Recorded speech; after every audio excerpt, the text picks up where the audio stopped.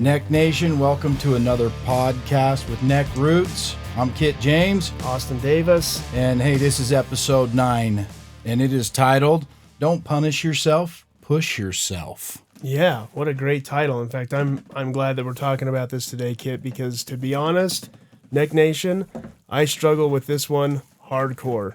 Who doesn't, bro? Come on, true. Right? Who doesn't? True. And it actually made me think of a story. And so bear with me for a minute here, Kid. I'm going to share this racing story. Oh, I like racing Here stories. we go. So this was back in 2017. I was racing the National Hare and Hound Series, which is, for those of you listening, a national series on the west coast of the United States for off-road desert racing, right? Oh, nice. These races are anywhere from, 90 miles to 130 miles long, depending upon where you're at. So they're pretty grueling races. And anyway, so we go out the day before the race. I'm out there and I'm picking my line on the start because you don't get to pre-ride the course at all in a desert race. Everything is new for the first time, but you can walk the start, and the start is through these sand dunes. So I'm picking this line. I think I'm doing a really good job. And setting up, where I'm going to go once the banner drops and all the bikes get going, because I want to have clean air. I don't want to be caught up in the pack because there's a lot of bikes that go at one time, like 200 bikes are all going to leave at one time, and I don't want to be caught up in the mess. And so I picked this line, and I'm really confident in it. So race day comes. I know where I'm going. I know where I'm headed. I go back out, and I walk some of my line again. And my line that I had picked was probably about the first mile of the race that I had walked. And the banner goes up, and the banner's up for 60 seconds, and the banner drops, and all 200 people, we start our bikes at the same time, and we start charging towards these sand dunes. And I know right when I get to the sand dunes, I'm going to take a right-hand turn and go right through these dunes. Well, I take my right-hand turn, I get to the sand dunes probably in about third place, and the race has been going on for maybe about, 45 seconds so far. So you're already doing good. We're already doing good, and we're only 45 seconds in. Take this right-hand turn and go up through these dunes, and I'm like, oh my gosh, I'm going to get the lead here. I'm going to come out of these sand dunes. I'm going to be in first place, and I'm just going to check out on these guys, right? Well, right as I get into the sand dunes, my front tire sticks right into the top of this sand dune and sends me right over the bars. Oh, wow. And I'm Yard like, sale right there. Right there. Right off the bat, right? So it's not like we were all spread out. All 200 of us were right together, and I watched all 200 bikes go right past me as I try to dig myself out of this sand dune. Well, I get back on the bike, and I've still got a positive attitude at this point, right? So we're going again because all these guys are bunched up, and I tell myself I can pass them all. So first 10 miles of the race, I get through the majority of those guys and work myself back up into the top 10, and then we drop into this ravine that had never been ridden before, and we were going up this ravine, and some spots were steep. It was all extremely rocky, huge rocks, and I probably tipped over 5 times inside this ravine and just watched these guys go by me, and I couldn't figure out what was going on. Like, I'm a way better rider than this. Right. I don't tip over in these situations ever, let alone 5 times. Right. And one of the guys that I was competing against in the class, he was second in points. I was first in points. I watched him go by me after I had worked so hard to pass him back. And that hurt, seeing that guy go past you. Yeah, it hurt. And so I started feeling sorry for myself, Kit. Well, that don't work. No, and I got to a point, I remember exactly the point in the trail where I made a decision that, well, I just don't have it today, so I'm just going to take it easy and trail ride this race and just get back to the pits and maybe, figure out what I'm going to do there. And I did that for maybe about 25 minutes, and guys going by me because I'm not moving at race pace anymore because I just decided that I was going to punish myself, right? and trail ride. And then I get to this road crossing, and there's my dad. And I told my dad what was going on, and he just looked at me and he said, get going. Like, quit feeling sorry for yourself. Get going. You know how to ride this bike fast. Turn it around and get going. Yeah. And so I did, man. And oh, man, did I turn that thing on, brother. And we started passing people back, and it took me, because I'd given up so much time to the leaders, But I passed my way back up into the top 10. And unfortunately, I did have another accident in that race that took me out of the race. It was kind of a bad deal. But the moral is that, I had made a decision that I was going to feel sorry for myself. And because of that, I punished myself. Your dad wrecked all that, didn't he? And he came in and he said, quit whining about it. Quit feeling sorry for yourself and get going. Stop punishing yourself and holding yourself back. You know how to ride. Get going and go and win this race. Good for Dad, man. Yeah, no kidding, right? Good for my dad. That's awesome. So, you know what? Punishment does not equal progress, right? No, definitely not. So if we're going to progress, the only way to do it is to push ourselves. I mean, that's a great example. Yeah. Right? As soon as you say you can't, or as soon as you say you're done and you get in that mindset, bro, that body will do exactly what your brain tells it. It does. We've talked about this in some previous episodes, and that is wiring our, making sure the program upstairs in our minds is right. Yeah. Right? Updating our expectations and making sure that we're talking to ourselves the right way. I think in punishing ourselves, it feeds right into it. It's the same. It's what are we doing to program our minds to not punish ourselves, but push ourselves. We all know how to push ourselves. I think about it all the time, and I don't know why, but the craziest things come to mind, and one of them is when I'm going through those similar things. It's sometimes easier. I don't think it's subconscious. I don't think we consciously start punishing ourselves, but when we feel any mistake, failure, regret, anything, even a mood, you can have a good day going on and 20 seconds of some crazy Karen or whatever ruins the whole day, right? And that 20 seconds shouldn't ruin our day, but it's what we allow and give energy to in our minds. And I think I'm excited to talk about this today because we've really got to figure out not just how to talk to ourselves. It's important, but when we're programming, we're having a Debbie Downer day, right? And you wanted to pin it. You wanted to pin it. Oh, absolutely. But you're in the ravine and you're like, screw it, dude. Five times plus at the beginning. Yeah. I mean, catching up sucks. It does. Right? It's a lot of hard work. Yeah. So, anyways, I think of this crazy thing that comes to mind like Wreck-It Ralph. Wreck-It Ralph, you want to be Wreck-It Ralph and punish yourself? Everywhere he goes, he's wrecking something, right? Yep. Or do you want to be Bob the Builder? I mean, my kids used to watch, Wreck-It Ralph and Bob the Builder, and Bob the Builder would say, yes, we can. Right? Yeah, no kidding. And when you piped up there by the pits when your dad was there, he's like, yes, you can. I've seen you pin it and win it, right? Yeah, That's why you were even invited to that race. That's exactly right. That's an invitational. No kidding. Right. So, I mean, if that's not props enough, but it is hard. But that race is just like life, Austin. I mean, we've got to be able to stand up and it takes those people. Your dad came to you and said, I know you. I believe in you.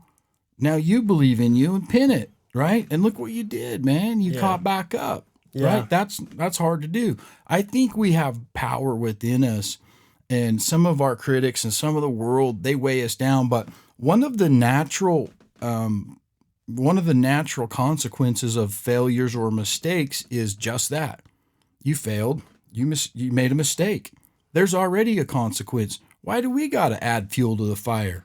Exactly. Yeah. Life and circumstance are going to deal consequences. Right. Like every time.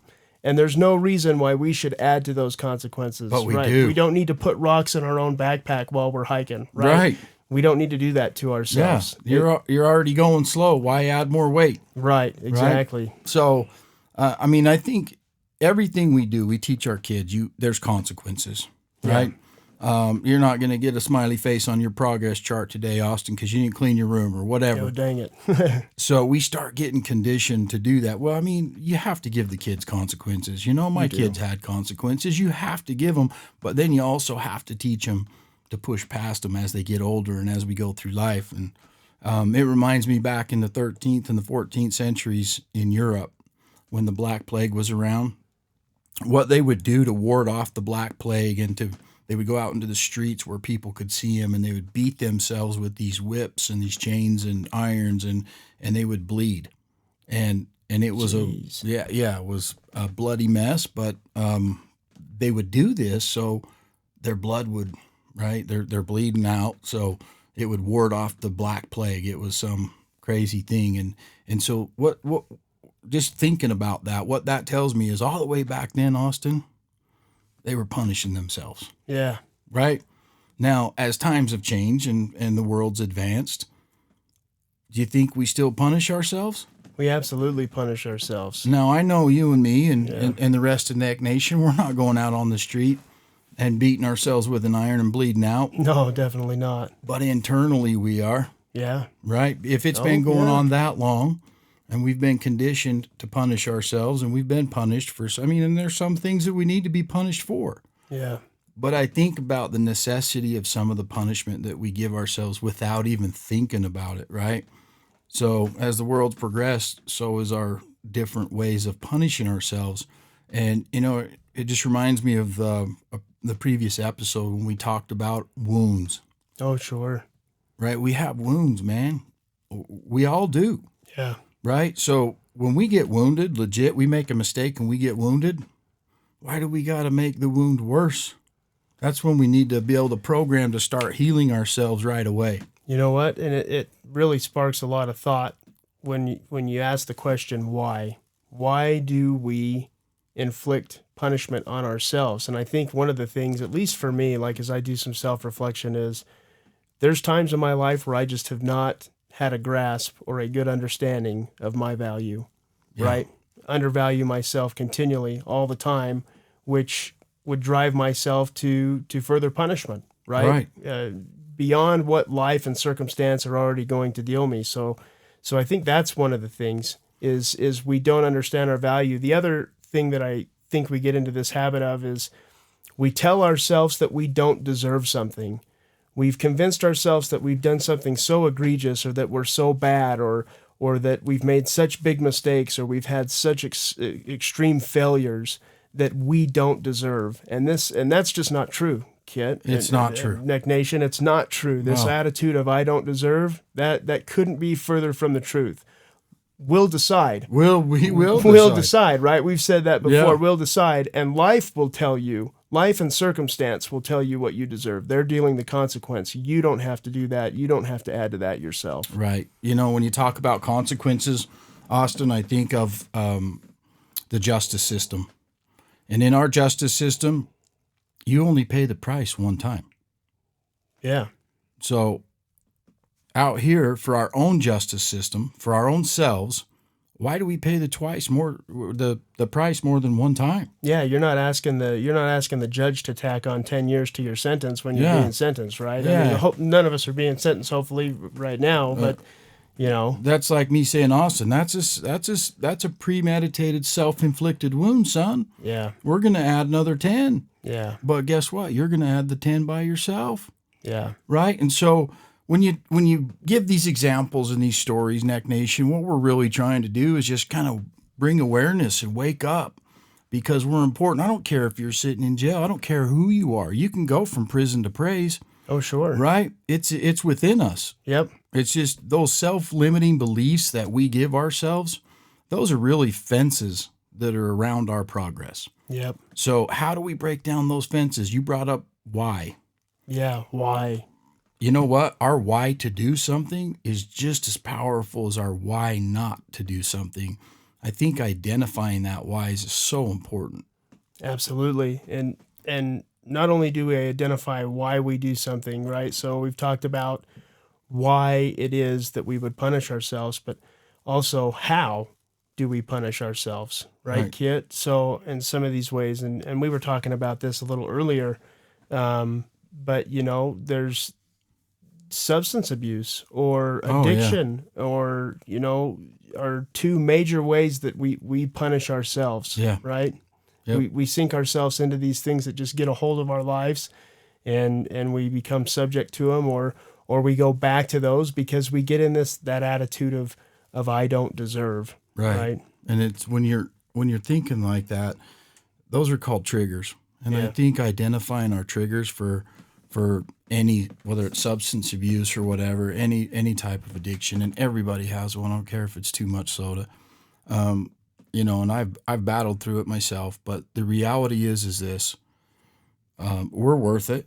our values there and the powers within us, right? Yeah. And what happened when your dad was there at that checkpoint and said, come on, man, wake up, bro, pin it, right? I came to a realization in What that did very moment. Your dad had the key that unlocked that prison that you put yourself in, Yeah. right? And so I just wonder how many of us can be that key for other people. You know what I mean? And What a great idea. Yeah. What just a great help. thought. Just something simple. I mean, you didn't sit down and take your helmet off and take your boots off and No. call it quits. You were just telling your dad, it's like, frick, man. Yeah. All I this just don't hard have it work. today. I get invited to this big race. And I mean, it was awesome. I think that story's more powerful than even you realize. Probably. Right? Yeah. Because your dad had that key. How many of us have that key to unlock our sons, our daughters, our spouses, our friends, our coworkers, and maybe we don't dare, right, say something or whatever. So I think as men, we're already bleeding out. We rub dirt on it. We're tough, and we don't need no help. But the reality is, man, you're tough. You know how to go fast, Sure. but you needed help, Yeah. right? None of us are immune. No. Right? We're all going to need help along the way. So I just look at that and I'm like, if you punish yourself, I mean, victims punish themselves. And you were a victim of your own circumstances there for a minute. Oh, I was. I mean, absolutely. Granted, 100%. I'm not trying to pick on you, bro, because you went sailing over the handlebars. Yeah. Right? Yeah. That didn't hurt as bad as the damage you did to yourself afterwards. Yo, that's true. Right? That's true. And so I think about that. If victims punish and victors push, right? We need to be victors. And in the end, even though you piled up and didn't finish the race, I mean, you were driven and you pushed yourself as hard as you could to catch back up. And so that brings up a point that I think is so powerful, and that's the word momentum. Yeah. Momentum is something we should teach in the schools, man. When I'm being an entrepreneur, you know, people always say how you do this or that. It's like, I don't want to say it, but the reality is momentum is so powerful. I don't care what you're doing. I don't care if you own a lemonade stand or you're mowing lawns or whatever. I don't care how minimal or how major it is. The reality is we all work for momentum. Yeah. If you go to a new job tomorrow and you're getting started and you're timid and you're learning and new personalities and new this and new that, and you're working for one thing and you don't even realize it, and that's momentum. So that momentum will give you that hockey stick, that upswing that you need, and that power to push through, right? Because when you have momentum, when you're racing and you're going across the whoops and you're coming into berms and your rhythm's everything. It is. It is. But so is your momentum, right? Yep. Yeah. You know when you got your rhythm, your momentum, your speed, and everything's clicking. Oh, absolutely. And some of the best rides of my life were all of them. They had the momentum. Yeah. They had the timing. They had the rhythm. Everything was working, and it just promotes momentum. Yeah, right. And so momentum's a big deal because that momentum, man, when you get into that rhythm and momentum, dude, you're unstoppable. Yeah. Right? You're picking up seconds on every lap. Life's the same way. And I always try to work for momentum, even in my day. And I'd always focus on Mondays because I don't know why, but Mondays, that's another thing that's been learned. We got to unlearn a lot of stuff, Neck Nation. But that's one of those things that's been learned. And that's, you know, not just punishing yourself, but we punish ourselves without realizing it come Monday. Why? Because it's Monday. Right? And we don't even realize it. So I think it's important. We got to, as humans, we don't have filters, right? We don't have protections. We're not apps. No. Right? You can't put a filter and a protection on us. Our own filter and our own protection is our minds and the way we're wired. So those mistakes, we need to change the word mistake in our own minds to experience, because mistake sounds bad. It does. It has a negative connotation to it. Yeah. So, but when you talk about experience, man, who doesn't want to hire a dude with experience? Right. Right. You come to me and give me all your experience. What if you relabeled it mistakes? Here's all my mistakes. Like, dude, you're not hired. Yeah, no kidding, Right? right? Change that one word to experience. I'm like, this dude's got a lot of experience. He's got what it takes. Right. You know, and this is interesting because what does it take? We've talked about momentum here and the importance of momentum. And what does it take to get momentum? Well, it's hard and it's simple. And for me, it was the phrase my dad said, get going. It was to do something, right? Yeah. And to push ourselves to do. So when we say don't punish yourself, push yourself, push is an action word, and it's going to require you to do something that you wouldn't ordinarily do in a certain circumstance. Yeah. Right? It's a call to action, and just taking that first step is moving you towards developing that momentum that you need to get yourself out of this cycle of self-punishment. Yep, you're right. It's something so important to pay attention to.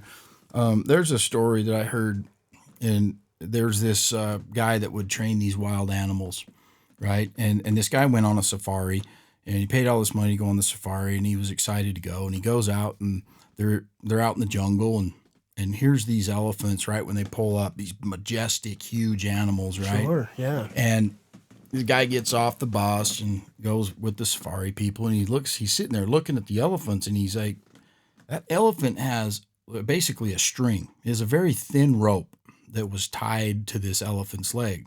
And this is a full-grown elephant, majestic, smart, big animal, powerful. Gigantic, yeah. Right?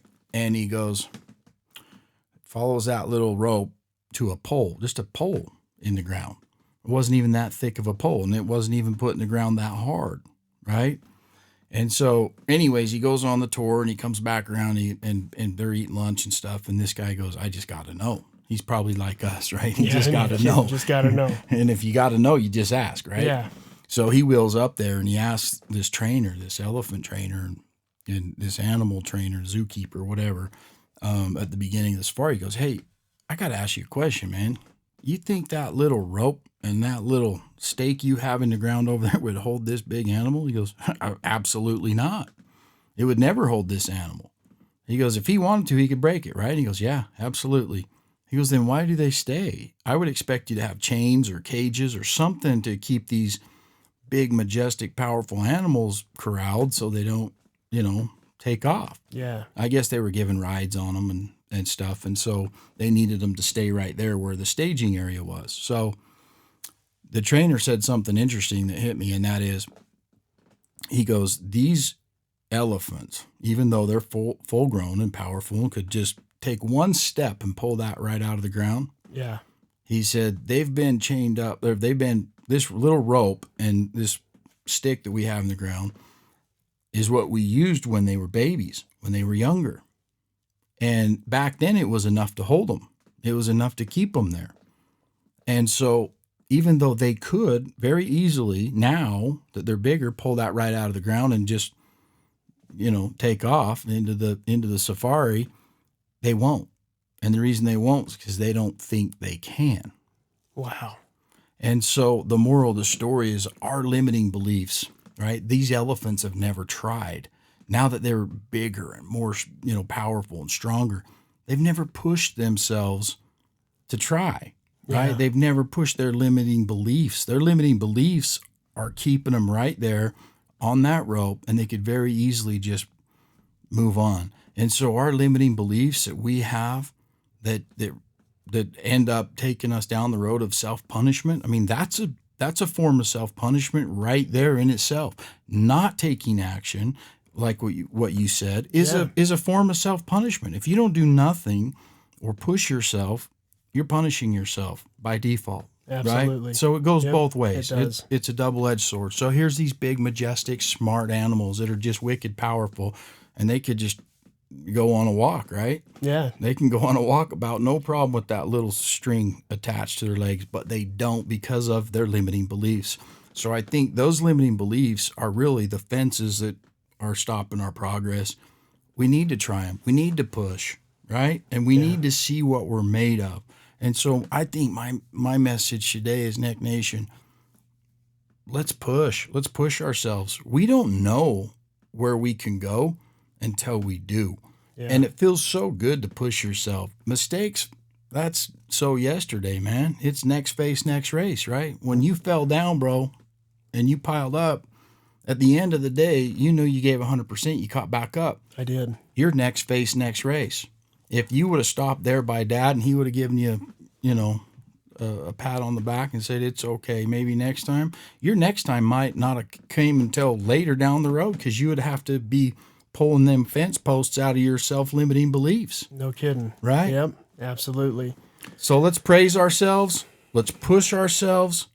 And let's push those that we love around us, man. When you take the stairs and you've worked hard to get where you're at, let's hit the button, send the elevator down, lift somebody up. I love it, Kit. I love it, and I love it, Neck Nation. So let's do that. Let's stop punishing ourselves. Life and circumstance, they'll deal the consequences. Let's stop giving ourselves consequences on top of what we already have, Yep. and let's push ourselves. Let's do. There's a call to action there, Neck Nation. So let's do, and let's find that momentum. And if you like what we talked about today and you like this content, be sure to like and share this video. I say it every time, but sharing this video is how we get to reach people, right? We want to help inspire and lift as many people as we possibly can. So share this video, share it with your friends, like the video. But for now, bless up, Neck Nation. Bless up, and thank you for plugging into your Neck Nation power station. We're out. Out.